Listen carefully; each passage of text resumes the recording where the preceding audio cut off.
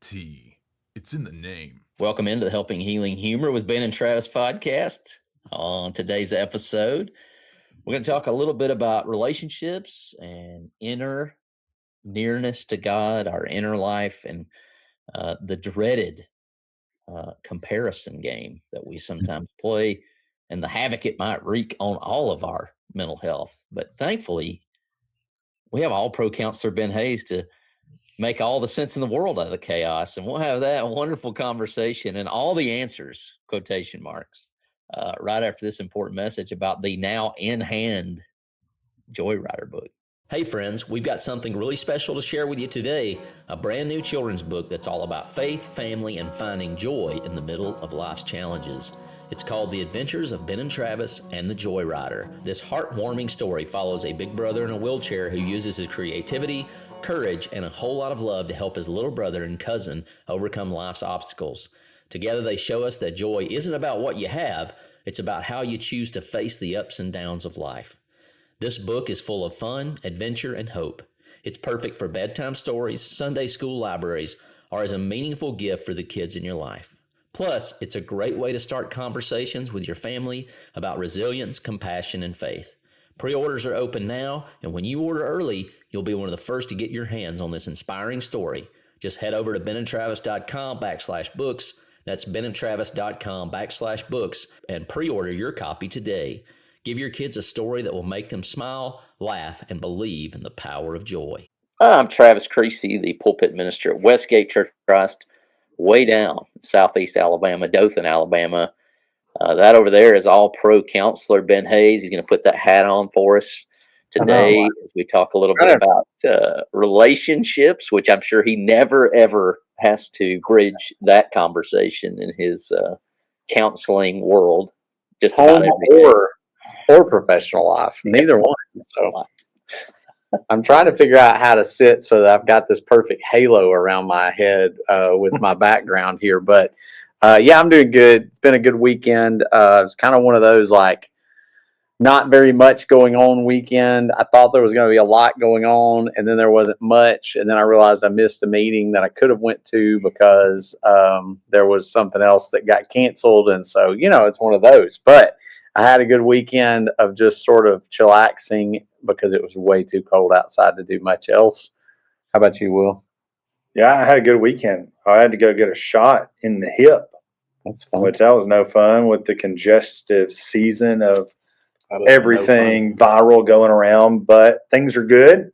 I'm excited to talk about this because I need all the help possible, Travis, because Valentine's Day is coming up.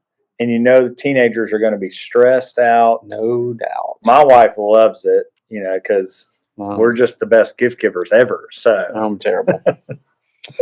Yeah, and Will, of course, is the youth minister there at Highland Park, along with Ben. Does a lot of good work with the teens there. And then, of course, Healing Hands International, Walk for Water. And so we'll just get all kinds of different angles on this. Of course, speaking of the weekend, speaking of last week, we did get, as I mentioned, the Joyrider in hand, which is awesome. And people, it's kind of funny because I always am scared that we're wearing people out about things. And then we get the book in hand and people are like, "What? Y'all got another book?" And I'm like, there you go. I had one today said, where do y'all even post that y'all have this stuff? Because I never see it. And I'm like, sorry, because everybody else in the world probably feels like they see too much. I wish Travis Creasy would go away. And that's even in the stuff that I don't tag you guys in. So well, we're doubling down. You heard it here first. Yes. So, and I'm glad you guys kind of had an uneventful weekend. I'm not sure if Will ever has an uneventful weekend as a youth minister. Probably not. Mine was, last week was a full week of ministry, as they all are. But just, that you see that glass of water that kind of gets to the top and maybe one little drop comes over. Yeah. That was kind of my feeling as I was driving back through the Shoals and the heart of Alabama and then back to southeast Alabama. But it was good. It was a blessing, as they all are. But as we approach the aforementioned Valentine's Day,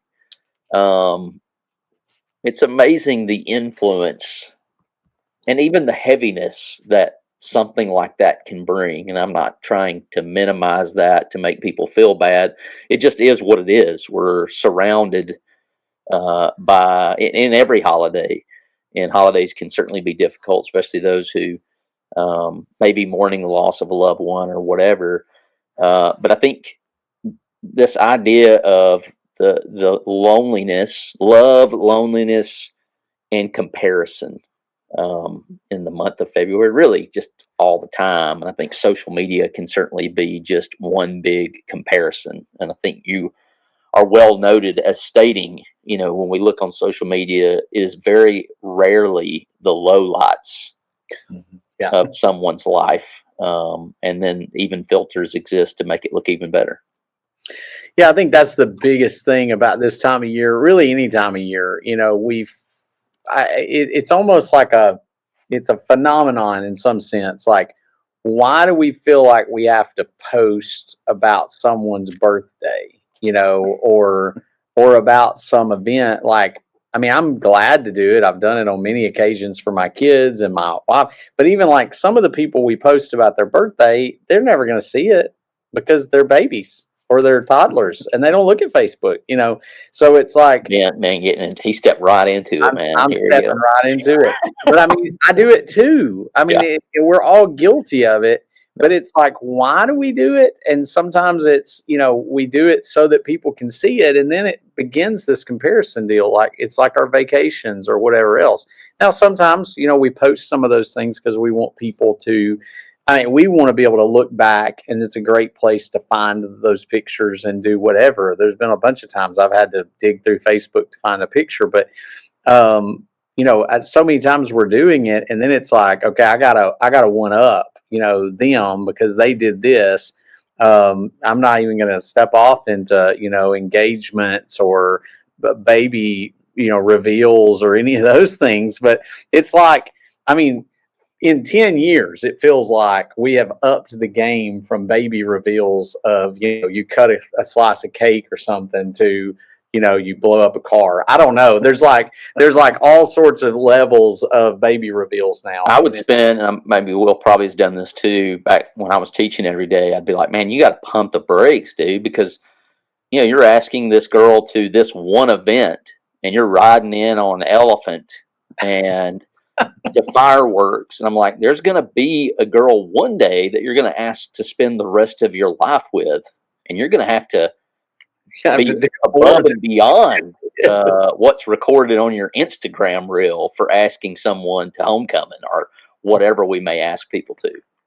That's the truth. It's just wild. And you see it probably way more than us because you're in the youth group world all the time. Yeah, I've had, you talk about the phrase comparison is the thief of joy. Some of our teenagers, and maybe we've had it a couple of times here. We did in Tennessee where a girl would end up posting something, and if it didn't get a certain amount of likes within the hour, they would delete it and repost it, later at night, because then they would go, well, at 9:30, everybody's laying down for bed and they're going to be scrolling. So now I'm more likely to get more engagement. And I'm like, that's what people that make money off social media are thinking about. Like, why are you at 15 thinking that way? Because you're not making any money off of it. You're just trying to get self promotion. I mean, there's kind of a high to that. Like, I want to feel good. This makes me feel good. Makes me feel accepted. Like, the crazy part too is now, like, I can post something and the Facebook algorithm can throw it away. Like, it's not that nobody liked it. It's just the algorithm had the Grammys going last night, so everything's funneled to the Grammys.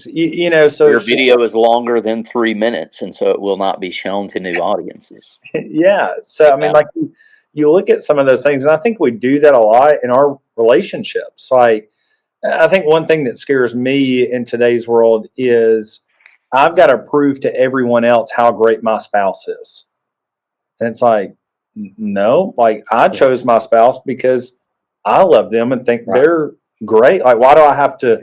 And then I think people, we mentioned singles, people that have lost spouses, like, they're seeing this unrealistic view, maybe, of just what we want to put out there for people to believe about us. And I've never thought I would be the get off my lawn, I hate social media guy, because I worry about it with our teenagers every day. I worry about it with my own kids growing up. But it's like, man, at 36, I'm ready to throw my phone in the Tennessee River every time I cross the bridge, these days, because of how much it affects my viewpoint on what I have, because I'm seeing what everybody else wants me to see that they have.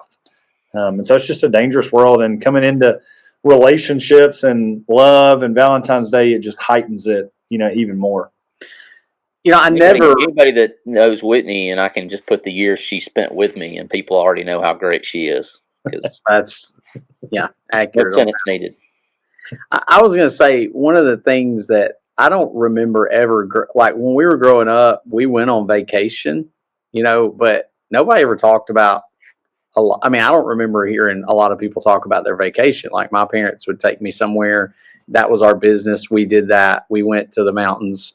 We might go to the beach every now and then, but it was almost like every year we went to the mountains, and that was just understood. And there was no like, oh, but I didn't get to go to Hawaii, or I didn't get to go to the Swiss Alps or something, like there was no comparison. And then now, like as a 46-year-old, or almost 46-year-old, I get frustrated when I look and, these young couples are going to some, exotic place. And I'm like, oh, I've never done that. I've never got to do those things. And it's like, in a normal situation without social media, I'd probably never think of it, because I wouldn't even know they were gone. They might go on vacation, but I don't know where they're at unless I ask them. But because I see all these exotic pictures, you start comparison, and then you start feeling. Then that's where you get into, well, my relationship's not as good as theirs, or my family situation's not as good as theirs, because I'm not getting to do these things, or, I didn't take her to the, this special restaurant or whatever that everybody else went to, or this kind of thing. And so then we start that comparison, and we may have a great relationship, but all of a sudden I feel like it's less than everybody else's because I'm not able to do the things everybody else is doing. You look at these, I remember being old enough to go on dates and going to these rom-coms, which my wife is definitely in the bring back rom-com category.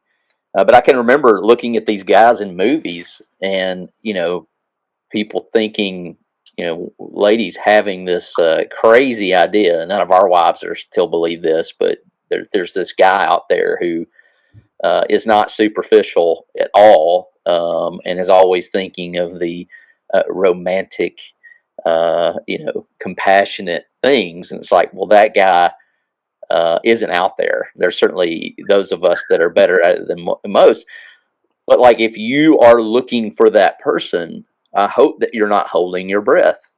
And the same way it can be for guys, right? We certainly, probably even more so now with, social media, that, oh, there's this model out there that's going to be interested in me, or there's this perfect woman out there, and like, it's time to come back to reality, bro. That's not true. And then, to be honest, like, the older I get, the more real, and looking back at my failures and shortcomings that my wife has lived through, increases my affection for her and my desire to be compassionate and be the person that she needs me to be. And of course, I've said it 100 times, and sometimes I don't clarify good enough, that my wife's already in love with the perfect man, and his name is Jesus Christ. So I'll make sure I put that name in there, because it's not me. I find it real interesting. The other night, for anybody that knows Lindsay and I, we're usually going 90 miles an hour different directions, especially this time of year. And the other day, she'd had a pretty rough day at work, and we got home, and Amy had been sick, and then we opened up her binder, and we had like 4 days of makeup homework, for a first grader. Shout out Mars Hill on that. So we were working through all that, and finally I just looked around. I was like, hey, we're all going to eat supper somewhere. We're just going. And everybody was stressed out. We went to a little bitty pizza joint that just opened up in Muscle Shoals.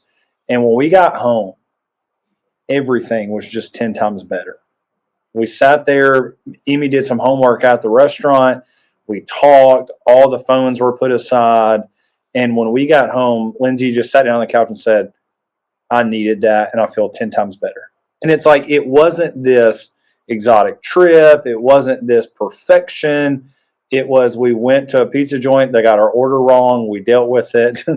and from there. But you spent time together. We had a great time, just, you know, and it was, I think sometimes it's just the unrealistic expectations of what we just need as humans. Yeah. And sometimes that's just a simple connection without the distractions of everything else, which can make a huge difference. And then also understanding that nobody does have it together. That's what I love. Like, I love to hear not y'all's failures, but like, hey, Ben and Travis are human, you know, because I've got family members that'll just go, you have their phone numbers? And I was like, yeah. Yeah, I wish I didn't, because they blow it up all the And time. if you saw our text thread, you would realize that we're normal people too. Yeah. And I think sometimes social media and all the highlights make people believe, hey, we do have this all together. And it's like, man, it's nice to know that you get around a group of people that are realistic and go, oh, we don't, you know, and it makes it a whole lot easier to go sit down and enjoy the dinners when you know, hey, this is what's going to be beneficial, and we don't have to be, you know, 10 toes down in the sand somewhere. So it ever make you wonder what it was like to hang out with like the disciples and Jesus? Like, you know, I'm sure that there was some, well, I mean, it even tells us all the bad stuff. You know, there was banter because they were always arguing about who was better. So the comparison game goes all the way back to the early disciples. You know, which one of us is going to be, you know, next to you, second in command, you know, in the kingdom? And it's like, man, y'all quit worrying about that. Quit worrying about each other. You know, even that last conversation between Peter and John and Jesus, or that's who we assume it's John. And, you know, he says, you know, what happens to him's his business. You know, you just follow me. Like, quit worrying about what he's going to do. And I think as a church and as a couple and as just individuals, sometimes it just, like you said, steals our joy to, you know, play that comparison game. I think the idea of influence, and to your point, do you think those guys realized when Jesus was on the cross and the guy that was on the left and the right of him, that wasn't a great lot to be in? You know, and he says, are you ready to drink the cup of suffering? And they're like, what? And Sure. he says, indeed, you will be. You will. You're gonna. Yeah. And so to that point, behind the social media, behind any comparison, movie, whatever, you know, there are a lot of difficulties there. And I think that sometimes the highlight reel can keep us from thinking a person is human and has mistakes. And then sometimes people's mistakes are blared to the whole world. And I think that if you can be caused to hate someone or you can be caused to love someone, either way, that's influence. And anytime you feel that feeling coming up inside you, it's probably a good thing to pump the brakes and go, okay, what influence, what perspective on this person is causing me to feel this way about them? Ben, I don't know how many times you've had somebody come say, what you preached today made me mad. That doesn't happen often, but when I hear stuff like that, I tend to think, well, I've got incredibly too much influence in your life. Like, for you to be uncontrollably upset, or really any emotion, undisciplined emotion, that I've got, or that person has way too much influence in your life. Of course, we're seeing that all over the news. We won't get into all the details on that, but all I see in that is like, who is influencing you and why do they want to influence you that way? And there are people out there who want to get to the truth, but there are a lot of people who make a lot of money off keeping us divided. And why are you allowing them to have the control of your mind? You know, there's so much. And I think, I don't know if you saw it, I was sharing with Will, Brandon Edwards wrote a little piece the last couple of days on, it was a study done, I think at Dartmouth College or something like that. And it was this, you know, they put a scar on these people's faces, had them come into an interview. But right, they looked in the mirror, they saw the scar, they went into the interview, and if I'm remembering all the details right, they said, wait, we got to touch up the scar before you go in there. And so they touch it up and they actually just remove it. And they go in, and so they don't even have a scar on their face, but they think they have a scar on their face. And they do this interview, and their whole mindset was, yeah, I got discriminated against because I had this scar on my face. And they're like, you didn't actually have a scar on your face, And so this study shows this, that the perception of ourselves influences so much the perception, what we think other people are thinking about us. And I'm like, man, that is a powerful message, because I can walk in and, studies also have been talked about, there's people that say stand like Superman in a mirror for so many minutes before you go into an interview or something, just because it gives you that perception of, I'm strong, I'm powerful, I'm brave, I can do this, all those kind of things.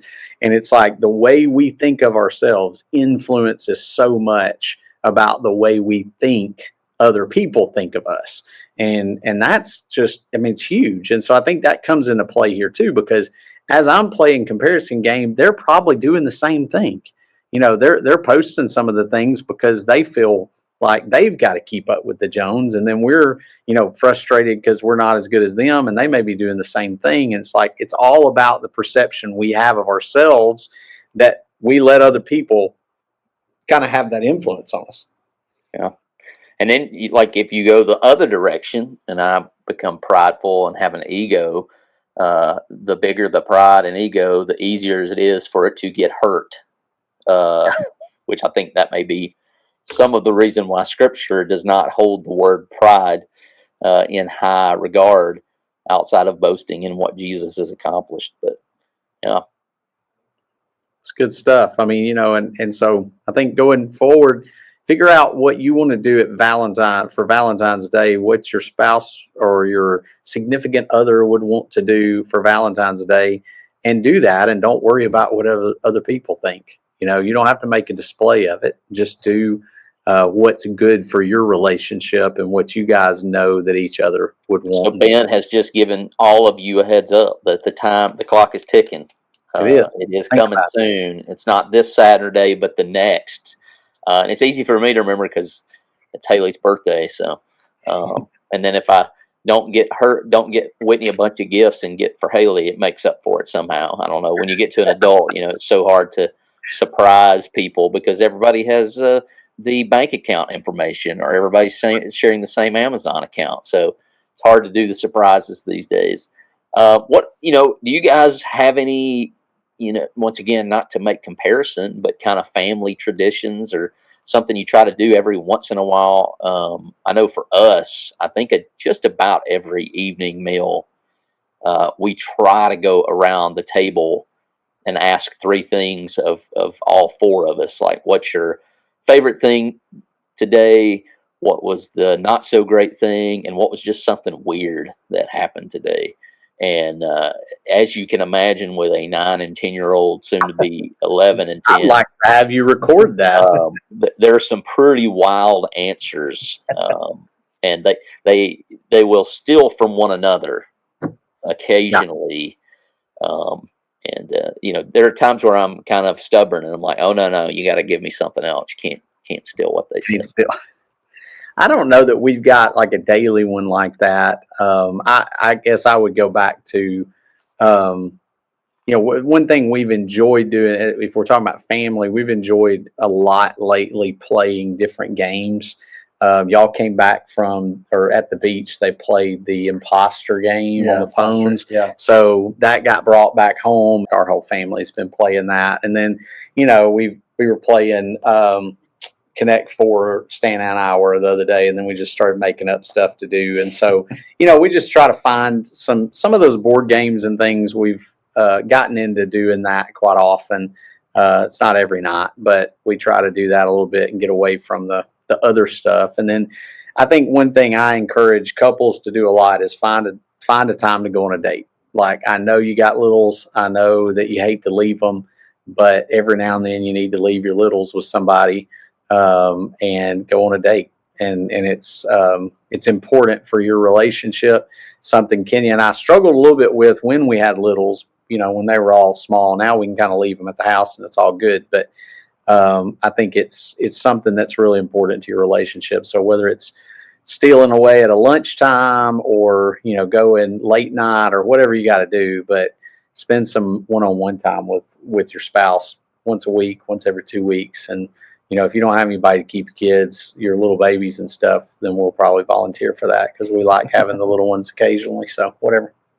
Yeah, I think for us, it's been, we've tried to just communicate better, whether that be constant text, here's what I'm doing, here's where I'm going, so that there's not like any, unknowns. Yeah. That's huge in our work because we're always going to places. And we always drive separate cars, and somebody always has to grab me after a worship service or Bible class. And so it's like just trying to be better from that standpoint. I get the kids most days and go to my parents' house so that Lindsay can go home and nap, just because I know that she's had a much more stressful day than what I have, dealing with just her classroom being kind of a wild place at times. And so I think just trying to find the moments where I can let her relax and not feel, because if we go home and play in the living room, she's not resting.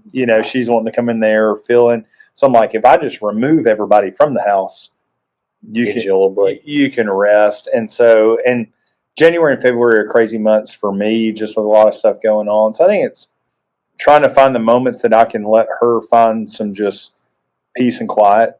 And I think that's been rewarded, and hey, we're going to go out and we're going to go do this. And I think sometimes you can care for your spouse without being in the presence of your spouse. And so I try to provide some of those moments to where, and that benefits mom and dad getting to be with the kids. And so it's kind of a win-win, but just trying to care for her peace, I think, has been a priority for me, and trying to, because I've learned mom guilt's real, and mamas love to be with their babies. Yeah. And dads do too. I love to be with the kids too, but getting some time where it's like, hey, go take a bath or go take a nap, can do wonders. All right, guys. So we are currently running a combo. You can get the entire Adventures of Ben and Travis 2-book set for $40, right? $40. That's a good deal. That's $10 off. If you bought them separately, that's going to be $50. That is the correct math. And so we're going to have a lightning word association, not really word association, but it's going to be basically what's giving you joy this week, brought to you by the Adventures of Ben and Travis and the Worry Coaster and the Joy Rider.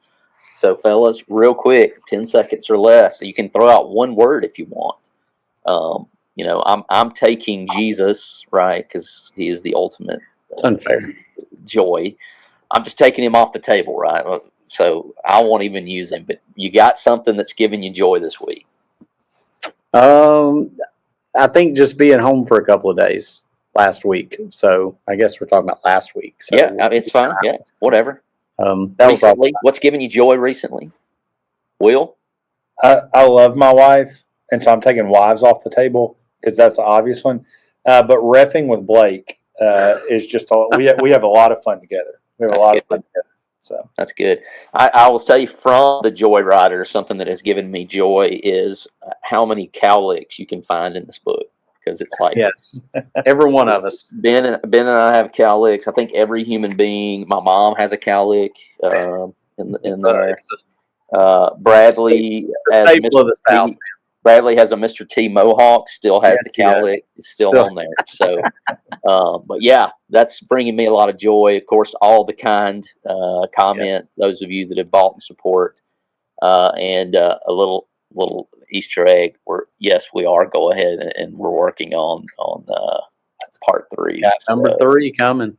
So go ahead, get ready. I think the pre-order for that will be available in a couple weeks at CYC, which is buckle up, in fast. It's conference season. You guys have a great week. Thank you. All right, you too. See ya.